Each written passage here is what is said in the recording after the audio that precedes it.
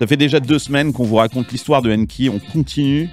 Et cette semaine, on va parler de cette campagne de crowdfunding que Enki a décidé de lancer en solo, en mode pirate. Je suis avec Aïssa. Salut Aïssa. Salut Carlos. Écoute, je suis très content de raconter cette histoire. Moi, je suis passionné par votre projet Enki. Merci. Cool. D'ailleurs, j'attendais avec impatience cette campagne de crowdfunding parce que je pense que je vais investir moi aussi dans votre projet. Tu nous racontes un petit peu l'histoire de l'intérieur. Ça, c'est top parce qu'il y a plein de gens qui sont peut-être aussi des entrepreneurs et qui se posent la question de monter une campagne de crowdfunding. On sait qu'en ce moment, l'investissement, c'est pas folichon, c'est dur de lever des fonds. Et donc, vous avez décidé de partir avec du crowdfunding et pas de faire une levée de fonds traditionnelle. Pourquoi? Vous avez fait le tour des popotes des investisseurs, ça n'a pas marché? Qu'est-ce qui se passe? Non, en fait, pas du tout. Bon, déjà, on cherche pas beaucoup d'argent. On n'est pas le type de boîte où on sait qu'on va avoir besoin d'énormément de fonds. Donc ça, c'est une chance qu'on a on a une grande capacité d'autofinancement. Et puis, on a déjà en fait créé une communauté assez importante puisque dans notre produit, il y a cette dimension déjà de l'investissement dans le mobilier pour financer les projets. Et on a senti vraiment un engouement assez fort là-dessus. De vouloir participer. Et aussi, voilà, la volonté en fait de ces investisseurs de participer. On a des calls avec eux dans le cadre du Club Deal, j'en ai déjà un petit peu parlé. Il y a combien d'investisseurs aujourd'hui Aujourd'hui, on a dépassé les 1000. Je pense qu'on va être à facilement 1200 à peu près. Ça augmente chaque semaine, donc franchement, ça va très vite. Et on rappelle, c'est une boîte qui s'est créée il y a quelques mois. Ouais, tout à fait. Donc ça fait 3-4 mois en fait qu'on a vraiment lancé cette partie investissement et on est voilà. Et en fait, on a senti que les investisseurs étaient vraiment engagés dans le projet et nous ont même posé la question est-ce qu'à un moment donné, vous comptez ouvrir le capital et ainsi de suite. Et c'est comme ça qu'on s'est dit finalement pour nous, ça pourrait être vraiment une opération hyper positive dans le sens que on ouvre du coup notre capital à la communauté. Et on permet donc à nos investisseurs déjà existants d'être encore plus engagés dans le projet, mais aussi on élargit la communauté. Et l'air de rien, chaque investisseur devient aussi un peu un ambassadeur du projet. Et donc nous on aime bien cette idée parce qu'on se dit que skin in the game, comme on dit aux États-Unis. Exactement. Exactement. Tu les as vus les investisseurs traditionnels, les VC? Oui, après, moi, j'ai déjà fait quelques boîtes avant, donc je connais un petit peu l'écosystème. On a eu au tout début aussi quelques investisseurs un peu... des BA, des business angels. On a pas mal de BA qui sont là depuis le début. Au total, on avait quand même levé 1,6 million avant donc cette levée de fonds en crowdfunding. Mais je sais pas, j'ai l'impression qu'aujourd'hui, il y a une vraie évolution dans la manière dont on finance les boîtes. Déjà, je trouve qu'on a été innovant sur le côté de se dire, plutôt que d'aller voir des banques ou des fonds de dette, par exemple, on s'est dit, pourquoi pas construire notre modèle un peu participatif et aller au bout du truc, en fait. Et puis, en fait, c'est de là qu'on s'est dit, on n'a pas besoin de beaucoup d'argent, le truc roule. Pourquoi pas en fait continuer dans cette dynamique de communauté et vraiment y aller à fond quoi. Et c'est comme ça qu'on s'est dit ok, on ouvre notre propre plateforme, on ouvre notre propre opération de crowdfunding, on ouvre notre capital et voilà. Non mais c'est un super exemple parce que je pense qu'il y a plein de startups aujourd'hui qui se prennent des murs avec les investisseurs et qui se posent la question de...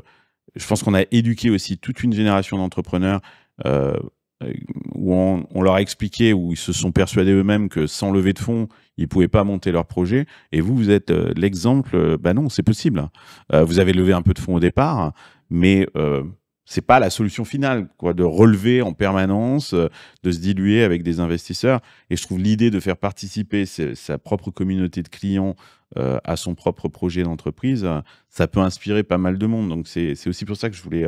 Ouais, totalement. Et je pense que ça peut inspirer d'autres boîtes. Je pense qu'il n'y a pas que le schéma classique de se dire, ok, déjà comme tu le dis très correctement, on n'est pas toujours obligé de lever des fonds. Nous, on a levé des fonds parce qu'on avait surtout besoin de financer le mobilier au début. Parce que comme je l'ai dit, au début, on achetait vraiment le mobilier, quoi. Et donc, on s'est rendu compte que beaucoup de notre cash allait dans l'investissement du mobilier. Donc, ce qui fait qu'aujourd'hui, avec ce système de plateforme où on finance le mobilier de manière participative, en fait, on a un modèle qui n'est pas très consommateur de cash. Et c'est ce qui fait qu'aujourd'hui, en fait, on a besoin de 1 à 2 millions d'euros pour aller à la prochaine étape. C'est ça l'objectif, c'est 1 à 2 millions avec cette campagne de crowdfunding. Ouais, tout à fait. Et comme je le dis, voilà, donc surtout pourquoi on lève aujourd'hui, c'est parce que, comme je t'en ai déjà un petit peu parlé, donc on va se lancer dans le mobilier reconditionné. Ouais, ça c'est génial. Ça. Ouais, parle-en ça, parce que ça c'est topissime. Parce qu'en fait, on se rend compte aujourd'hui que, comme je l'ai dit dans l'autre épisode, il y a encore un petit peu on va dire... Une réticence ou les gens sont pas encore au courant que... Ouais, c'est ça. Donc, il y a encore, on va dire, une adoption Ouais. qui est nécessaire sur la partie abonnement. Nous, on est convaincus que c'est le futur.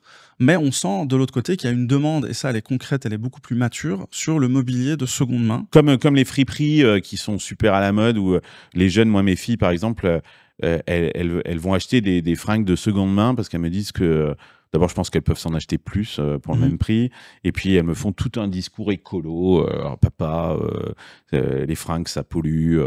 Et donc, il y a aussi ça, ce discours. Ouais, alors c'est très étonnant. Et surtout dans le mobilier professionnel. Donc, nous, on a un peu regardé les chiffres, du coup, parce que nous, on nous le demande beaucoup. On nous dit, tiens, du mobilier que vous avez déjà mis en location, est-ce qu'on peut vous le racheter, et ainsi de suite. Donc, on sent que le besoin est très fort. Du coup, on a regardé les chiffres. Et en fait, aujourd'hui, ce segment-là, donc du mobilier de seconde main en B2B, donc pour des usages commerciaux, le marché grandit 3 fois plus, donc 3 fois plus vite que le mobilier neuf. Wow. On se dit, il y a un vrai truc, quoi. Ouais. Et ça, c'est expliqué par toutes les pressions, effectivement, voilà, de devoir consommer mieux, d'acheter donc du réemploi, du reconditionné.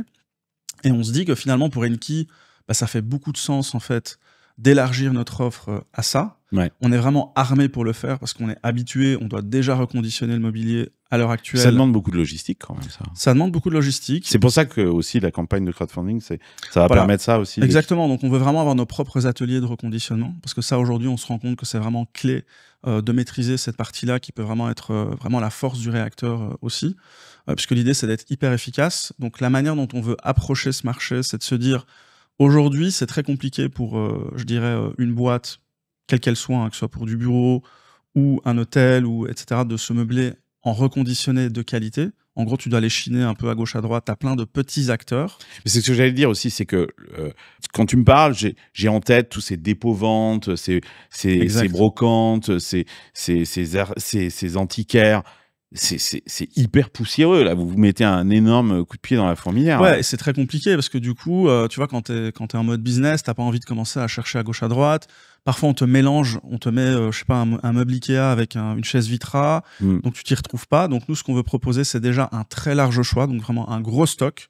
Donc la particularité, c'est que nous, on va acheter le stock.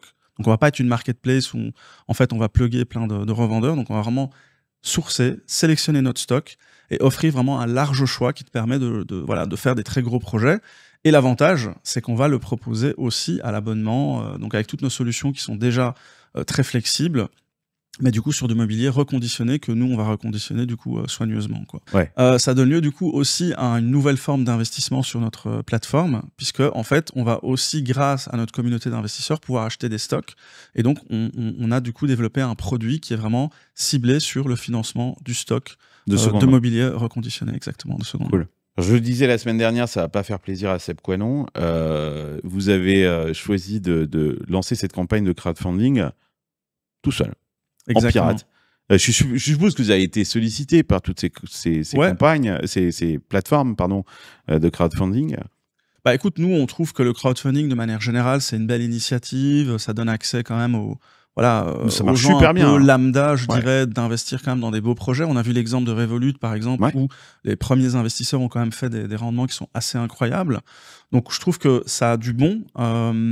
Maintenant, pourquoi est-ce que nous on choisit de le faire tout seul? Parce qu'on se dit qu'aujourd'hui ça fait partie de notre business model d'avoir cette communauté d'investisseurs comme on l'a déjà fait pour la partie mobilier, financement, donc de projets.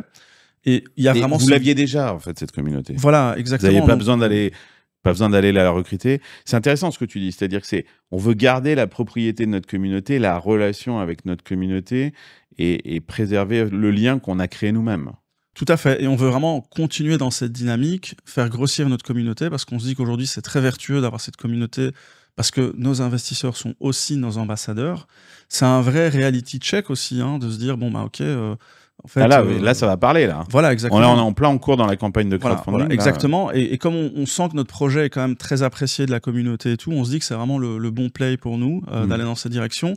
Comme tu l'as dit aussi dans un autre épisode, j'ai aussi, moi, un petit côté où j'aime bien ce côté d'innover à la fois sur le mobilier, mais aussi dans la finance. Et c'est ce qu'on est en train de faire ici, je pense, avec Enki, et ça peut inspirer d'autres boîtes. Et d'ailleurs, un petit élément qu'on veut rajouter là-dessus, c'est vrai que on se posait la question de comment donner des avantages un peu complémentaires à nos investisseurs par rapport à d'autres plateformes, par rapport à un modèle de VC. Et l'avantage qu'on a, c'est comme c'est nous qui opérons le tout, on compte en fait de manière assez régulière, genre une fois par an, organiser donc des levées de fonds pour aussi offrir de la liquidité à nos investisseurs. Ah, d'accord. Donc, Du secondaire. Exactement. Ah. Donc, permettre à nos investisseurs de la première heure de se dire, bah, OK, en fait, la boîte a déjà pris, elle a fait x3, x5, bah, c'est peut-être l'occasion de revendre un petit peu. Si vous voulez sortir, vous pouvez sortir. Et voilà. Et donc, je trouve que c'est hyper innovant d'un point de vue d'offrir de la valeur aux investisseurs parce que le sujet de liquidité, c'est souvent un vrai sujet quand tu investis voilà, en start-up, etc. Et donc, je trouve que voilà, on a ce pouvoir-là de se dire, bah, en fait, on peut créer quelque chose qui est un peu différenciant. Et si ça peut inspirer d'autres projets, voilà, d'autres idées, ben pourquoi pas, quoi. Ça fait plaisir de participer un peu collectivement à l'innovation, non seulement dans le mobilier, mais aussi dans la finance, quoi. Super. Bon, la semaine prochaine, on va rencontrer un membre de ton équipe, Marie, que j'adore aussi. Ouais, qui fait un excellent taf, d'ailleurs. Ouais. Et elle est en charge de cette campagne de crowdfunding, du marketing, de la communication. Donc je vais la torturer, je vais lui demander comment est-ce qu'elle fait, comment est-ce qu'elle a monté ça, parce que elle a découvert. Je suppose que tu es arrivé un jour et t'as dit bon, on y va, quoi. On y va tout seul. Voilà, on a 3 mois, dans 3 mois on fait ça. Bon, ben, on va voir si Marie est pas en burn-out. On va la découvrir. Je vous la présente la semaine prochaine et on va voir si elle tient bon, Marie. Allez, à la semaine prochaine. Super, à la semaine prochaine. Ah non, toi non, pas toi. Ah oui. Toi, tu seras pas là la semaine prochaine. Mais on se revoit. Je serai là en support. Ouais, tu seras là en support. Allez, salut. Cool. Ciao. Ciao.